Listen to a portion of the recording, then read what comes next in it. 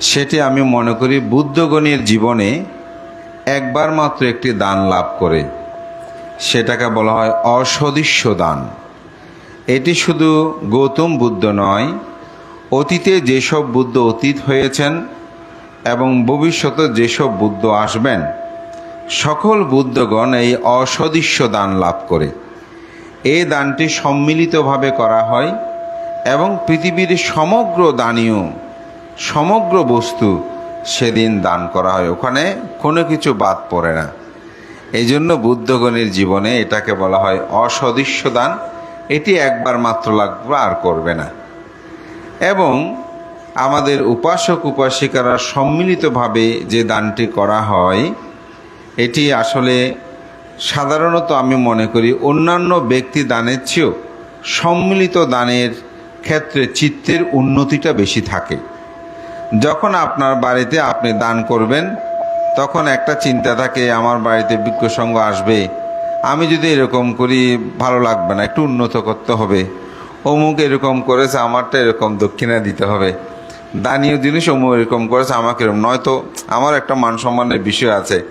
অনেক ক্ষেত্রে এই ভাবনাটা কিন্তু চলে আসে। কিন্তু যখন আপনি সম্মিলিতভাবে দানটি করবেন, তখন এখানে কে কী দিচ্ছে এই বিষয়ে তো আসলে বলা হয় না, যেহেতু সম্মিলিত দান। তো সেই ক্ষেত্রে আপনারা, আমি মনে করি যে দানটি দেন সেটি অনেকটা চিত্ত উন্নত হয়ে দানটা প্রদান করা হয়। তো সেই ক্ষেত্রে আমি মনে করি আমাদের পূর্ব আচার্যগণ এটি করেছেন। তবে উপাসক উপাসিকা কাকে বলে? যিনি বুদ্ধ ধর্ম সঙ্গের ত্রিরত্নের শরণ গ্রহণ করে তাকে বলা হয় উপাসক এবং উপাসিকা।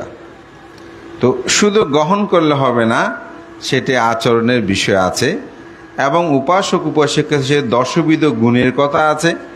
এবং উপাসক উপাসিকাদের 7টি কারণে উপাসক উপাসিকাদের পরাজয় হয়। পরাজয় মানে পরাজিকা প্রাপ্ত আমরা যখন বলি। তো আপনারা তো শুধু ভিক্ষুদের পরাজয় দেখেন যে অমুক ভিক্ষু পরাজিকা হয়েছে, কিন্তু নিজেও যে পরাজিকা হয়, পরাজয় হয়, সেটা কিন্তু আমরা অনেক সময় জানি না। তো দশবিধ গুণের কিছু আমি বলবো, যেমন বুদ্ধ ধর্ম সঙ্গের স্মরণে থাকা। যদি কেউ বুদ্ধের প্রতি অশ্রদ্ধা অসম্মান করা গৌরব করে, তাহলে তার কিন্তু পরাজয় হয়। যিনি বুদ্ধ ধর্ম সঙ্গের প্রতি শ্রদ্ধা রাখেন, এটা হচ্ছে তার পথ, অর্থাৎ ত্রিরত্নের স্মরণে পণ্য থাকেন, এটা হচ্ছে উপাসকের গুণ। আর উপাসকের পরাজয়, যেমন বুদ্ধ এগুলো কৃষিকে দিয়েছেন, এরকম করে ধর্মের অগুণ বাসন করে। অনেক সময় সঙ্গের অগুণ, বা আজকাল ভিক্ষু সঙ্গ নাকি এরকম করে অনেকে অবজ্ঞা অবহেলা করে। এই যে কিছুদিন আগে একজন ব্যক্তি, তিনি এমনভাবে বলছেন যেন এই দেশে আসলে কোনো বিনয় ভিক্ষু নাই। তো এটা হচ্ছে সঙ্গের অগুণ বাসন করা। তিনি আসলে আর উপাসক উপাসিকা নেই। যারা ভিক্ষু সঙ্গকে দান দিলে সেটা সহ্য করতে পারে না, তাদের পরাজয় হয়। তারা কিন্তু উপাসক উপাসকত্ব থাকে না। নিজের ধর্ম ব্যতীত সদ্ধর্ম অন্য স্থানে যদি কেউ দান করে, অন্য স্থান বলতে কোনো ভিখারিকে নয়, দান করলে যে পরাজয় হবে তা নয়। যেখানে মিথ্যা দৃষ্টি সম্পূর্ণ, যেখানে প্রাণী হত্যা হয়, আমাদের সমাজের অনেকে আছে বিভিন্ন জায়গায় যেখানে প্রাণী হত্যা নিয়ে উৎসব হয়, সেখানেও অনেক ক্ষেত্রে গিয়ে তারা দান করে। এই ক্ষেত্রে কিন্তু উপাসক উপাসিকার পরাজয় হয়। এবং তিনি যদি পঞ্চশীল ভঙ্গ করে, শীলভঙ্গ করে, তখন কিন্তু তার পরাজয় হয়। যেমন মিথ্যা কথা বললে উপাসকের পরাজয় হয়। তো এখানে মিথ্যা বলেন না এমন মানুষ কয়জন আছে আমি জানি না। তাহলে আপনারা সবাই কি পরাজিত ব্যক্তি, পরাজিকা প্রাপ্ত? অবশ্যই পরাজিকা প্রাপ্ত। তাহলে আপনাদেরকে কেন আমরা আবার উপাসক উপাসিকা বলছি? তো আপনাদের একটা সুযোগ আছে, আমাদের সেই সুযোগটা নাই। ভিক্ষু সঙ্গের পরাজয় হলে ইহ জন্মে আর সেই ভিক্ষু হওয়ার সুযোগ নাই। কিন্তু দায়ীদের একটা সুযোগ আছে, সেটা হচ্ছে আপনি যদি পরাজিকা প্রাপ্ত হন অথবা উপাসক উপাসকত্ব চলে যায়, যখন আপনি ভান্তের কাছে প্রার্থনা করেন, ভান্তে তিসরণ সহ আপনি পঞ্চশীল প্রদান করেন, যখন আপনারা আবার তিসরণ সহ পঞ্চশীল গ্রহণ করেন, তখন আপনাদের কি উপাসক উপাসকত্ব ফিরে পাওয়া যায়। এটা হচ্ছে একটা সুযোগ। তবে এই সুযোগটা যদি আপনি বারবার কাজে লাগান তাহলে কিন্তু হবে না। কেন হবে না? আমি যদি একটা উদাহরণ দিয়ে বলি, আপনি একটা শার্ট গায়ে দিয়েছেন, ওটা মাটিতে গড়াগড়ি করে আবার ধুয়ে দিচ্ছেন, আবার পরছেন, আবার মাটিতে গড়াগড়ি করছেন, আবার ধুয়ে দিচ্ছেন, পরছেন, তাহলে শার্টটাকে বেশি দিন টিকবে? ছিঁড়ে যাবে না? নষ্ট হয়ে যাবে। ঠিক অনুরূপভাবে আপনি যদি মনে করেন যে না, আমি তো আবার উপাসক হওয়ার সুযোগ আমার আছে, এই মিথ্যা বললে বললাম, এরই প্রাণী হত্যা করলে করলাম, আবার তো উপাসক উপাসিকা হতে পারবো, তাইলে আপনার জামা যেমন অল্প দিনই ছিঁড়ে যাবে, পরিধানের অযোগ্য হয়ে যাবে, ঠিক অনুরূপভাবে আপনার চিত্ত জগৎটাও কুশল নয় অকুশলে পূর্ণ হয়ে যাবে, অর্থাৎ ময়লা যুক্ত হয়ে যাবে, সেটি আর পরিশোধ করা সহজে সম্ভবপর হবে না। তো সেজন্য উপাসক উপাসিকারও এরূপভাবে কি আছে? পরাজয় আছে। তো উপাসকের গুণ কি? সেটা হচ্ছে ভিক্ষু সঙ্গের সুখে সুখী হওয়া, দুঃখে দুঃখে হওয়া। যারা ভিক্ষু সঙ্গের সুখে সুখী হতে পারে, দুঃখে দুঃখে হতে পারে, এটা হচ্ছে একজন উপাসকের গুণ। একজন উপাসকের গুণ, তিনি যেন বুদ্ধ ধর্ম সঙ্গের পরিহানিমূলক কিছু দেখলে তার প্রতিকার করা। সেটা কীরকম? ধরেন কোনো ভান্তে দোষ করছে, আপনি যদি মনে করেন উনি তো বান্তা, আমি বলতে পারবো না, চুপ করে থাকেন, এটা কিন্তু উপাসক উপাসিকার গুণ নয়। তিনি যদি দোষ করে আপনাকে অবশ্যই বলতে হবে। কিভাবে বলবেন? ফেসবুকে দিয়ে, তারপর তার নামে দুর্নাম করে পাড়ায় পাড়ায় গিয়ে কমিটি মিটিং ডেকে সেখানে বলা নয়। ওই ভান্তে রেখে এসে হাত জোর করে, ভান্তে আপনি এটা বোধহয় আপনার মনে হয় ভুল হচ্ছে, আপনি এটা সংশোধন হওয়াটা দরকার, মানুষ এরকম বলছে। এটাই হচ্ছে কিন্তু একজন উপাসকের গুণ, উপাসিকার গুণ। এরকম অনেক উপাসক উপাসিকা আমরা দেখেছি, আমাদেরকে এরকম বলে, ভান্তে আপনার এই বাক্যের উচ্চারণটা ভান্তে ঠিক না। আমি একদম নিজেই, তা আমি প্রায় সময় ঝাঁকড়া বলতাম, ভান্তে ঝাঁকড়া তো কোনো শব্দ নাই, তা আসলে তো ঠিক, এটা হচ্ছে ঝগড়া না। এরকম কোনো ত্রুটি বিচ্যুতি, যে কোনো শব্দ হোক, যে কোনো বিষয়, এই সম্পর্কে একজন শিক্ষা দিতে পারে, ভান্তে আপনার এই কাজটা মনে হয় ভালো হচ্ছে না। এভাবেই আসলে আমরা একজন ভিক্ষুকে বলতে পারি, এটা বলাটাও উচিত। আমাদের অনেক উপাসক ভান্তে আপনার ছোটবান থেকে একটু ব্যতিক্রম দেখতেছি, উনি প্রায় সময় ওখানে বসে বসে কী করে একটু দেখবেন, এটা হচ্ছে বলা। অর্থাৎ একজনকে সতর্ক করে দেওয়া, তাকে পরিশুদ্ধ হওয়ার সুযোগ দেওয়া, এটা হচ্ছে করা।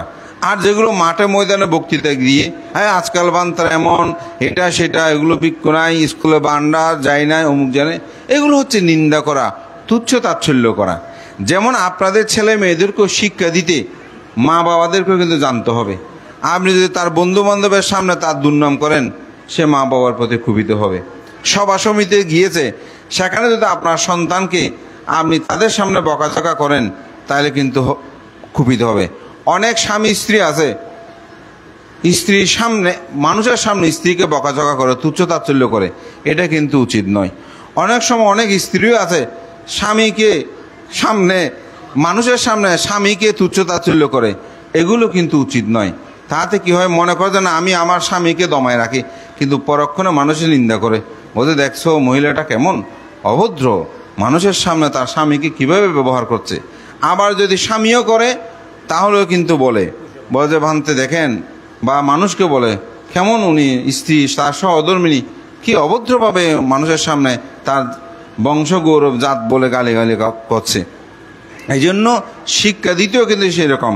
যেমন আমাদেরও বিনয় আছে, কোনো ভিক্ষুকে যদি আপনি অনুজ্ঞা করেন, কোনো ভিক্ষুকে শাসন করেন, তাহলে কি দায়কের সামনে করা যাবে না। দায়ক চলে গেলে, উপাসক না থাকলে সেখানে আপনি ভিক্ষুকে শাসন অনুশাসন কর্ম সম্পাদন করবেন। এই জন্য আমরা শাসন করতে চাই, কিন্তু শাসন করার বিষয়টাও জানতে হবে।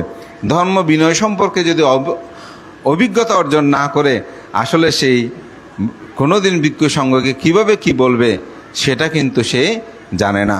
আমি মনে করি, যেমন আমার ব্যক্তিগত জীবনে আজকে আসতেছিলাম, আস্তে আস্তে দাদার সাথে কথা বলছিলাম, তো ওই উপাসকের একটা ঘটনা আমার খুব মনে পড়ছে। তো আমি স্বয়ং খেতে বসেছি, ফ্যান ট্যান চলে গেছে, খুব গরম লাগছে, আমিও খুব একটু অস্থির বোধ করছিলাম যে এত গরম। তো উনি এসে আমাকে বলছে, বান্তে খুব বেশি গরম পড়ছে মনে হয়। হ্যাঁ উপাসক, বেশি গরম। তো বলছে, ভান্তে বুদ্ধ যে 6 বছর কঠোর সাধনা করেছেন, বুদ্ধ তো এর চেয়ে বেশি গরম সহ্য করেছেন। হ্যাঁ উপাসক, আপনি ঠিক বলেছেন। তো উনি যখন চলে গেল, আমি সত্যিকার অর্থে বুদ্ধের এই কথাটা ভাবলাম।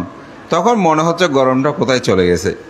তাহলে উপাসক আমাকে একটা শিক্ষা দিয়েছেন না, বা আমাকে অনুপ্রেরণা জোগাচ্ছেন, অর্থাৎ গরমটাকে আমি কিভাবে ওভারকাম করব, এটা একটা সুন্দর শিক্ষা দিয়েছেন। তো আপনি মহাকারণিক তথাগত বুদ্ধের ডানহস্ত হিসেবে পরিচিত সারিপুত্র স্তূপের আপনার নাম শুনেছেন। এই সারিপুত্র স্তূপে একদিন ঝাড়ু দিচ্ছি, বিহার ঝাড়ু দিচ্ছে যে এটা ভিক্ষু সংঘ, যে আসলে বুদ্ধ কি, বুদ্ধের শিষ্যগণ কেমন। একটা সারিপুত্র তিনি যদি আপনার ঘর ঝাড়ু দে, বিহার ঝাড়ু দে, তাহলে কেমন কথা আপনারা চিন্তা করে দেখেন। আমি আর কি বলবো, আমাদের বিহারগুলোতে আমরা কেমন আছি নাই আমরা সবাই সেটা জানি। তো এক ঘরটা, বিহারটা ঝাড়ু দেওয়ার সময় ওনার একটা চিবর মাটিতে ঝুলছিল, অর্থাৎ মাটির মধ্যে লেগেছিল। তো একটা শ্রমণ এসে বলছে, বান্তে মণ্ডল আকারে চিবর পরিধান করবেন, অর্থাৎ চিবরটা যাতে মাটিতে না লাগে। তখন সারিপুত্র বলছে, সাধু সাধু শ্রমণ, কেমন কথা, তুমি উত্তম বলেছ। ওইটা চিবরটা তিনি ঠিক করে নিলেন। তো এভাবে ভিক্ষুদেরও অনেক কিছু আসলে, যদি ছোট শ্রমণও বলে, দায়কও যদি বলে, সেরকম ভিক্ষুদেরও এটা নেওয়া তো। আবার আমাদের মধ্যে অনেকে আছে, হ্যাঁ তুমি হন করবে না, আরে এই জিনিসটা কিন্তু ঠিক নয়। তখন আপনি বুঝে নেবেন যে উনি পক্ষতা হয়নি, বয়সের একটু সমস্যা আছে। এটা বলে ওনার গুরু যে আছেন, আপনি তাকে নিয়ে বলবেন, ভান্তে আপনার শিষ্যটা তো অধ্যক্ষ ঠিক আছে, কিন্তু ওনাকে আমি একটু এরকম বলেছি। কুপিত হবার দরকার নাই। আপনাদের ছেলে মেয়েগুলো যখন ভুল করে, আপনারা কি করেন? আপনাকে তাদেরকে পরিত্যাগ করেন। এখন তো আমাদের সমাজে একটু ব্যতিক্রম হলে, হ্যাঁ এবার ক্ষমতায়িত্ব নয়, ক্ষমতন যজ্ঞ, এই হচ্ছে একটা মহা সমস্যা। আরে ওনাকে তৈরি করে নিতে হবে। তো আজকে ধর্মদর্শী বানতে তো একদিনে ধর্মদর্শী বানতে হয় নাই, তিনিও তো ছোট ছিলেন। আমি আপনাদেরকে একটা কথা বলবো, অবাক হব। আমার কয়েকটা দেশে আমি বলেছি, একটা বিশাল বড় প্রোগ্রামে একজন বড় ভান থেকে উচ্চ পদে উনি লাভ করে, তাকে সংবর্ধনা দিচ্ছি।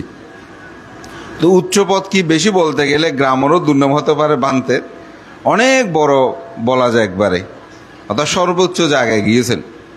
তো ওনাকে যখন সংবর্ধনার প্রত্যুত্তর দিতে বলছে, তো উনি বলছে, আমি যখন চট্টগ্রাম বিশ্ববিদ্যালয়ে লেখাপড়া করতাম, তো যাওয়া আসার সুবিধার্থে আমি এই বিহারে থাকার জন্য চেয়েছিলাম, কিন্তু কমিটির লোকজন বলে যে উনি তো বিশ্ববিদ্যালয়ে পড়ে শিবর নিয়ে কি আর থাকবে, এখানে রাখা যাবে না, বলে যে আমাকে এখানে থাকতে দেয় নাই। তা আজকে আপনারা আমাকে সবাই অনেক বড় করে সংবর্ধনা দিচ্ছেন, সম্মান করছেন, আমার সেই কথাগুলো খুব মনে পড়ছে। তো ওখানে কিছু মানুষ তো জীবিত আছে, তাদের অবস্থা কেমন হলো, আমি নিজেই ব্যক্তিগতভাবে আবেগ আপ্লুত হলাম যে আসলে যে মানুষটা হয়তো থাকবে না বলে আপনি অবজ্ঞা করেছিলেন, রাখেন নাই, আজকে তিনি সর্বোচ্চ জায়গায় গিয়ে উপনীত হয়েছেন এবং বরেণ্য একজন মহান ভিক্ষু হয়েছেন, আবার তাকে আজকে আপনারা পূজা করছেন। তো সেজন্য আসলে ভিক্ষু সঙ্গদের সুখে সুখে হওয়া, দুঃখে দুঃখে হওয়া, তাদের ভুল ত্রুটি দেখলে তার প্রতিকারেরও ব্যবস্থা করা, এটা কিন্তু একজন উপাসক উপাসিকার দায়িত্ব এবং কর্তব্য। এরকম আরও বিবিধ আছে, এগুলো বলতে গেলে সময়ের দরকার। আমি জাস্ট যেগুলো খুব আমাদের মধ্যে ঘটে আমরা সেটা বলছি। মিথ্যা দৃষ্টি সম্পূর্ণ না হওয়া। অনেকে মনে করে যে কোনো অলৌকিক শক্তি আমাকে পরিচালিত করে, খাওয়ায় পড়ায়, তন্ত্র মন্ত্র বিভিন্ন কিছুতে মানুষ ধাপমান হয়, এগুলোর আশ্রয় মিথ্যা দৃষ্টি সম্পূর্ণ হলেও কিন্তু তার উপাসক উপাসকত্ব চলে যায়। সেগুলো থেকে দূরে থাকলে এটা হচ্ছে একজন উপাসক উপাসিকার গুণ। যথাসাধ্য অনুসারে দান কর্ম করা। কোনো ভিক্ষুকে যদি দেখেন, আপনার যা সামর্থ্য আছে সেভাবে দান দেওয়া। এটার একটা খুব সুন্দর উদাহরণ আছে যে বুদ্ধ বলছেন, হে ভিক্ষুগণ, কোনো শ্রদ্ধাবান দায়ুদেয়িকা যদি কোনো ভিক্ষুকে হঠাৎ দেখে, তাহলে তার যথাসাধ্য অনুসারে উচিত দান দেওয়া। অর্থাৎ আপনার যতটুকু আছে সে পরিমাণ দান দেওয়া। যদি দান দেওয়ার সামর্থ্য না থাকে, বলছে লুটিয়ে পড়ে বন্দনা করা, অর্থাৎ একদম শুয়ে বন্দনা করবেন। যদি সেটা না থাকে তবে বলছে হাত জোর করে তাকে বন্দনা করা। বলছে হাত জোর করার যদি সুযোগ না থাকে, হাতে জিনিস থাকে, তাহলে বন্দামি ভান্তে বলে বা তাকে বন্দনা করা। যদি মুখে কিছু বলার সুযোগ না থাকে, বলে প্রসন্ন চিত্তে তার প্রতি তাকিয়ে থাকা, আমি বলি তাতেও তার পুণ্য হয়। তাহলে চিন্তা করে দেখেন, একজন ভিক্ষুর প্রতি প্রসন্ন চিত্তই তার প্রতি দেখা, এটাই হচ্ছে একজন উপাসক উপাসিকার গুণ। তো এই গুণ সম্পন্নতায় আজকে এই অষ্টবহিষ্কার এবং এই সঙ্গদান কর্ম, এবং বিশেষ করে আমাদের ধর্মতিলক আজকে একটা উদাহরণ সৃষ্টি করছেন। অনেকে আমাদের ভান্তারা করেন, সেটা হচ্ছে আজকে তিনি আপনাদের প্রদত্ত দান গ্রহণ করে সেটা তিনি কোথাও অপচয় করেন নাই। তিনি চিন্তা করছেন তারা তো আমার জ্ঞাতি, আমাকে দান করেছে, সুতরাং তাদেরকেও আজকে সম্মিলিতভাবে আমি কিছু অন্ন দান করি। তা আমি মনে করি এটা একটা তার মহৎ চিন্ত চেতনা এখানে প্রস্ফুটিত হয়েছে। আমার দাদা আছেন অগ্রজ ডক্টর অর্থদোষ বড়ুয়া, ওনার কাছে আমি শুনেছি আমাদের পরম শ্রদ্ধেয় অষ্টম সঙ্গরাজ শিলালঙ্কার মস্তবীর মহোদয়, তিনি এমনভাবে দানকর্ম সম্পাদন করতেন, প্রতি বছরে যাহা দানীয় দ্রব্যগুলো পেতেন এক জায়গায় জমা রাখতেন, তারপর ভিক্ষু সঙ্গ আহ্বান করে মানুষজনকে আহ্বান করে তিনি সঙ্গদান করতেন। এবং এই সঙ্গদান করে যত দানীয় জিনিস থাকতো সব বান্তেদেরকে বোঝাই করে করে দিত, যাওয়ার সময় গাড়ি ভাড়াটা পর্যন্ত দিত। তারা বলছেন আমি একবার সেটা লাভ করেছি। তো আমাদের অতি কাছে আমার গুরু ভান্তে এখানে আছেন, শ্রদ্ধেয় রত্নপ্রিয় ভান্তে, তিনিও প্রতি বছর 2 বার মাতা পিতাকে গুরুদেরকে স্মরণ করে আমাদের গ্রামবাসী আশেপাশে গ্রামসহ সবাইকে আহ্বান করে বিশাল পুণ্যকর্ম করেন। তো এইটা থেকে এটাই প্রতীয়মান হয় একজন ভিক্ষু হয়েও তার দানকর্ম করাটা উচিত। আমাদের সুমন সূত্র আছে একটা, সেখানে বুদ্ধকে একবার প্রশ্ন করেছেন, তথাগত বুদ্ধ, যদি দুজন মানুষ সমশীলবান, একজন দান করে আরেকজন দান করে না, কিন্তু শীল হচ্ছে সমান, তারা যদি মৃত্যুর পরে স্বর্গে যায় তাদের মধ্যে কোনো পার্থক্য থাকবে কিনা? বলে হ্যাঁ, পার্থক্য থাকবে। যিনি দান করেছেন তার দিব্য জ্যোতি, দিব্য বর্ণ, দিব্য শোক, এগুলো পার্থক্য দেবে, 5টা বিষয়ে পার্থক্য থাকবে।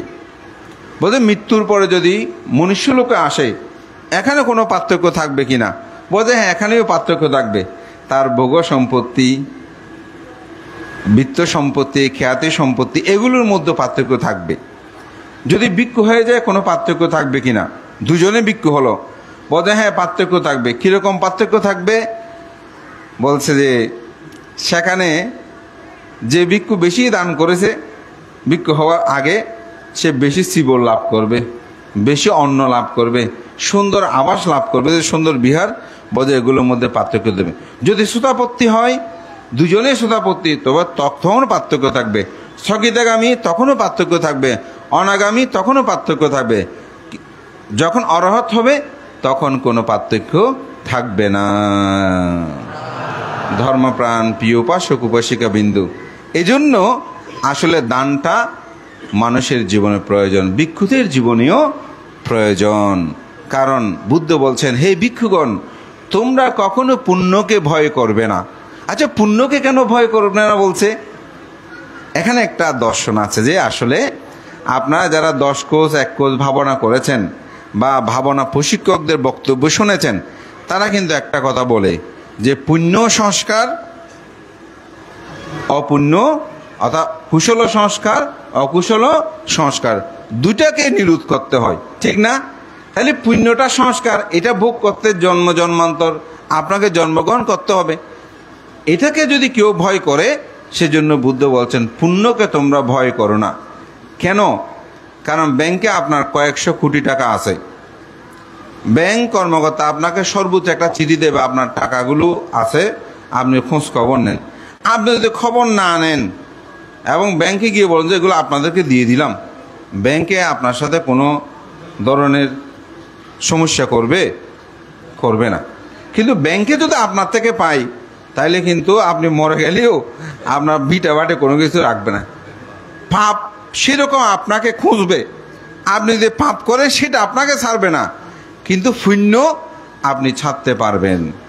ওই যে টাকা যেমন আপনি ছাড়তে পারছেন, পুণ্যটাকেও আপনি ছাড়তে পারবেন। এটা নির্বাণের জন্য সহায়ক। এই জন্য বুদ্ধ অঙ্গুত্তরীকে বলছে, হে ভিক্ষুগণ, তোমরা পুণ্যকে কখনো ভয় করিও না। ইষ্ট কান্ত প্রিয় মনজ্ঞ জীবন দর্শনের জন্য পুণ্যের প্রয়োজন রয়েছে। এই জন্য ভিক্ষুরাও পুণ্য করে, এই জন্য ভিক্ষুদেরও পুণ্য করা দরকার। তো আমাদের ধর্মতিলক আজকে সেরকম একটা আয়োজন করেছেন। তা আমার খুব ভালো লাগছে, সে আমাদের পূর্ব আচার্যদের স্রোতধারাগুলো সে গ্রহণ করছে, আমার গুরুভান্তারা করছেন। আমি মনে করি এটাই হয়তো তার জীবনে প্রভাবিত করেছে। এটা আমাদের ভিক্ষু সঙ্গদের একটা অনুকরণীয়, কারণ আমাদেরও প্রাপ্ত সম্পদ আমরা যা পাই এগুলো দান করাটা উচিত। আমার একটা কথা খুব মনে পড়ে, সেটা আমাদের সকলের পরিধানযোগ্য। আমাদের পরম শ্রদ্ধেয় প্রজ্ঞালোক মহস্তবীর যখন কাঠগড়ায় দাঁড়ালেন, বিশেষ করে বৌদ্ধ মিশন প্রেস এবং রেঙ্গুন ধর্মদূত বিহার নিয়ে সমস্যা হয়েছিল। তো আমি শুনেছি, এটা ওখানে দাদাও আছেন, তো সেখানে ভান্তেকে আগের দিন যশ এসে বলেছে, ভান্তে এই বিহার বা এই যেগুলো আপনি প্রতিষ্ঠা করেছেন সব আপনি আপনার অর্থ দ্বারা করেছেন বলে আপনি বলবেন, রায় আপনার পক্ষে হবে, এখানে দায়কদের কোনো কিছু নাই।